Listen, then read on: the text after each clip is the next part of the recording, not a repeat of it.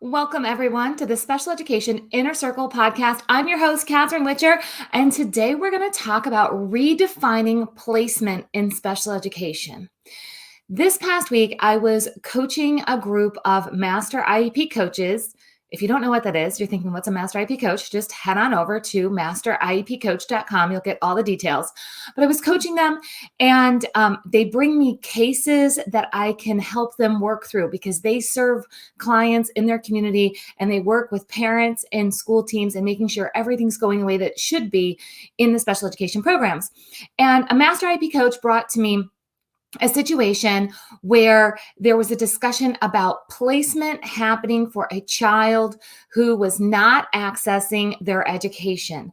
The child was at home and she has the ability to do grade level work. Okay, so general education classes, when it comes to academics, would be just fine. But there's other things going on outside of academics that's making accessing the education super tough. So as we were walking through the possibilities of what could happen next for this child, I heard the master IEP coach say, okay, so mom wants a self-contained classroom and I don't think the child needs that. And I said, whoa, just a minute. Let's talk about this. Why don't you think the child needs a self-contained classroom? And of course, kind of the old school thinking pops up when we hear self-contained classroom, and we're thinking it's for children who do not have the ability to do grade level work at this time. That's an intensive instructional classroom that is only for a certain type of student. And that is simply not true. So we walked through all the different pros and cons of looking at this self-contained classroom. Now, some of you guys might not like that term self-contained. It's just a standard vocabulary word. It doesn't mean anything negative for anybody. It's just saying that it is a classroom that is specific for special education instruction at all times. So we walk through the possibilities that could happen inside of this self-contained classroom that is traditionally not thought of for a child who can do grade level work and who does not have outbursts of behaviors. This child fit in between all of the kind of the typical labels that would happen for a self-contained classroom, yet it still needed to be considered as a possibility. So I've been thinking about this for days and days because this is really the opportunity that we have right now to flip the perspective in special education and start to make better decisions than what we have in the past. I've been saying for months, ever since all of this virus crisis stuff happened, that we have the opportunity to put special education back together better than it was before. That includes changing our mindset of what some of these classic special education terms mean.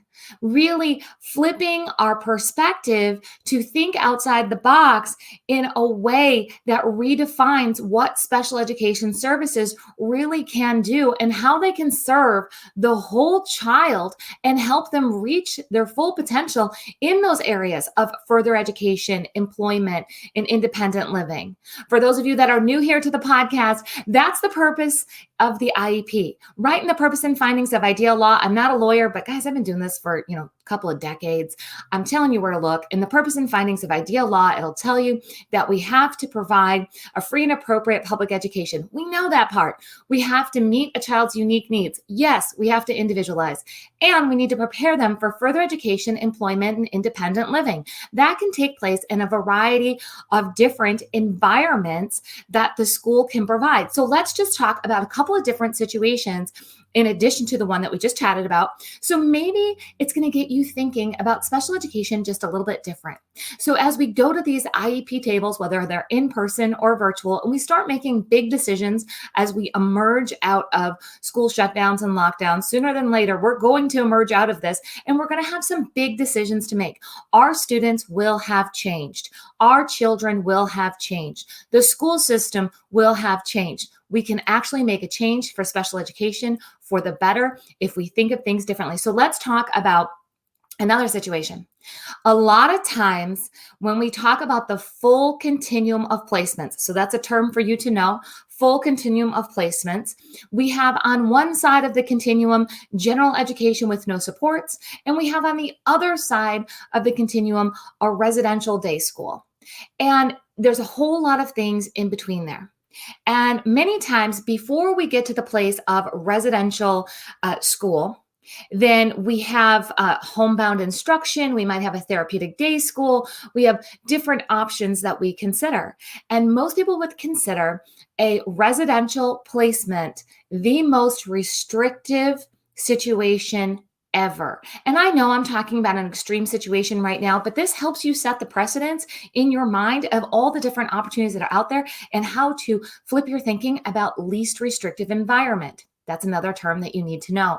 So least restrictive environment and full continuum of placements go together like peanut butter and jelly. Like you have to be able to use those terms together. You have to fully understand them. You have to know what that definition means for your child or your students, because that's the only way that you can make a great decision.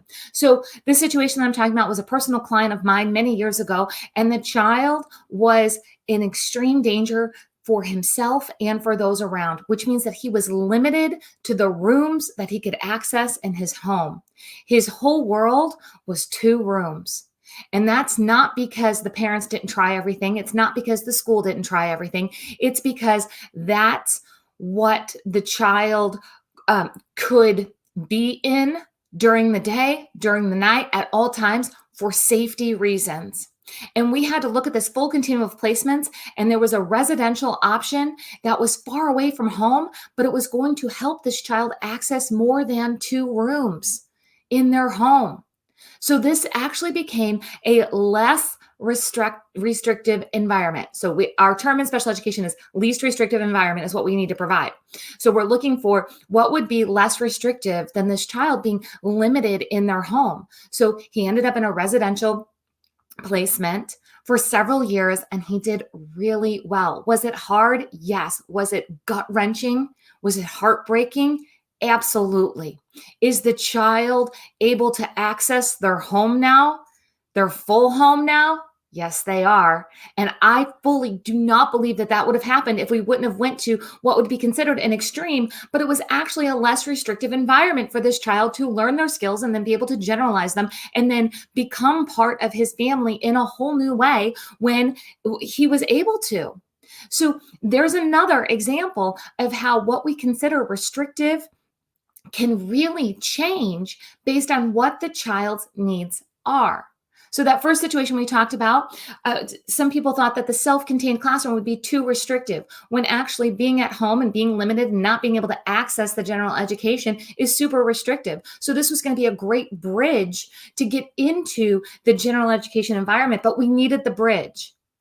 In this situation where I talk about a child going into a residential placement, that was a bridge to come back to his home and then be able to access other environments.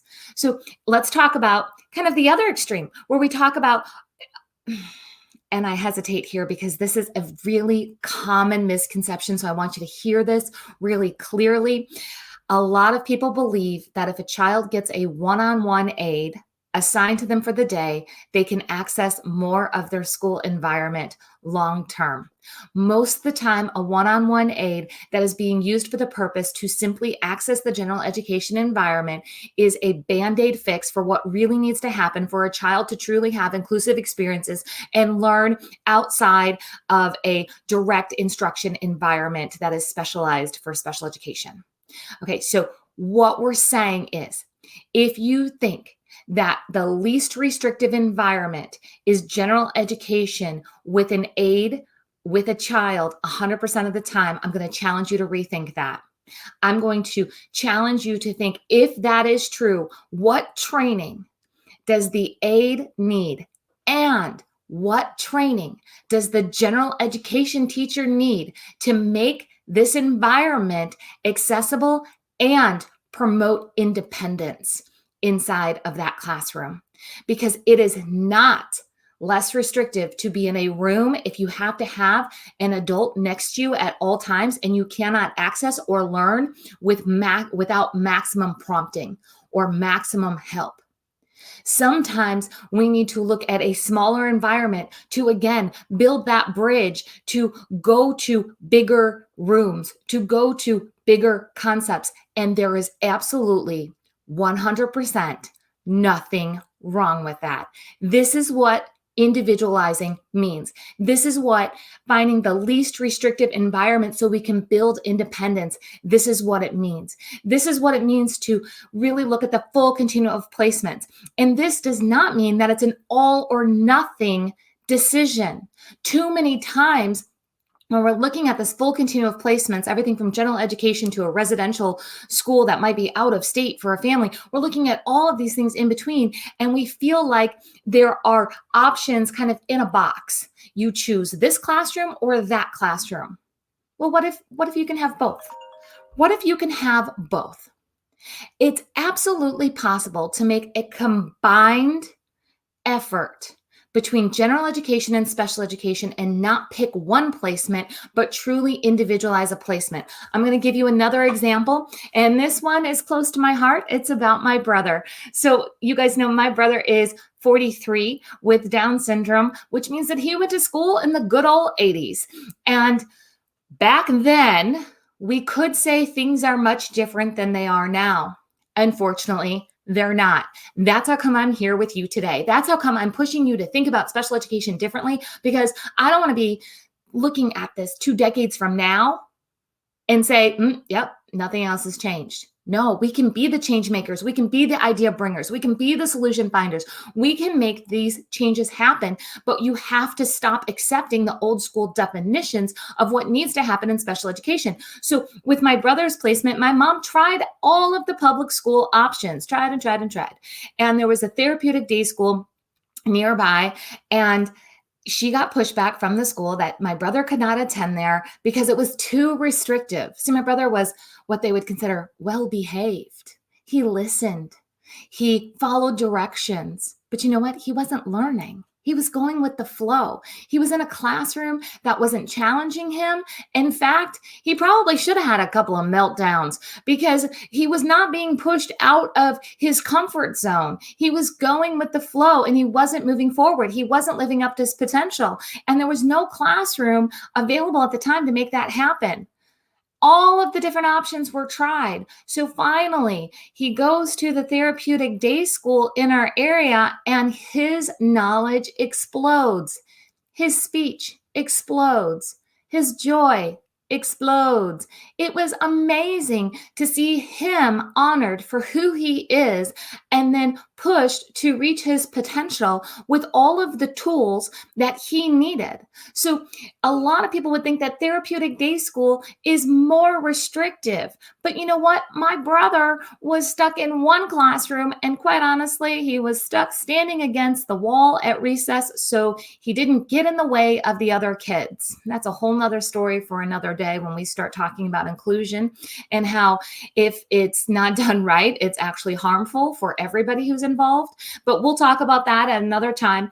But you need to know that this therapeutic day school was the most liberating experience for my brother, for my family, for me as a special needs sibling to see my brother thrive. And that would have never happened in what other people might call a less restrictive environment. That was the bridge that he needed to access his community long term. He's held a job at Walgreens for, 10 years, and then he moved, and now he's highly involved with Gigi's Playhouse. If you guys don't know what that is, go Google it. If you're in the Down syndrome community, Gigi's Playhouse is amazing. So he's involved, and a lot of people thought that my family was doing the wrong thing by moving my brother into a therapeutic day school in the 80s and 90s. It was 100% the right thing. You have to do what's right for your students and for your child. As a parent and as a teacher, you have the power to redefine what least restrictive means for each individual child. I think it's absolutely crazy that we go to look at least restrictive environment and there's this full continuum of placements. See, I told you, those go together all the time, okay? It's the same conversation, and that it's very standardized. Less restrictive is general education and more restrictive is, a more intensive special education program. But really, in the real world and what that looks like, you can actually have a less restrictive environment in a more intensive special education program if it gives the child the ability to be independent and learn to their potential. This is a place where we need to have some really strong, honest conversations. There's a lot of people that are going to disagree with me. That's okay. There's a lot of people that are going to think, no, it has to be general education at all times. Okay, that is your view, and I honor that. For those of you that are shaking your head thinking, I never thought about it this way, or I need to think about it this way, or I need to have this conversation with my team to figure this out, because we have to redefine our least restrictive environment definition. We need to redefine the full continuum of placements. Let's have that conversation inside of the special education inner circle is where we're going to continue to have this conversation. We're going to redefine this. I am not going to settle for old school definitions of anything from inclusion to self-contained. Each one of those environments, each one of those services, each one of those classrooms and programs can absolutely 100% be redefined for each individual student. And you know what? It doesn't necessarily cost more money. It doesn't necessarily cost more time. It takes thinking power.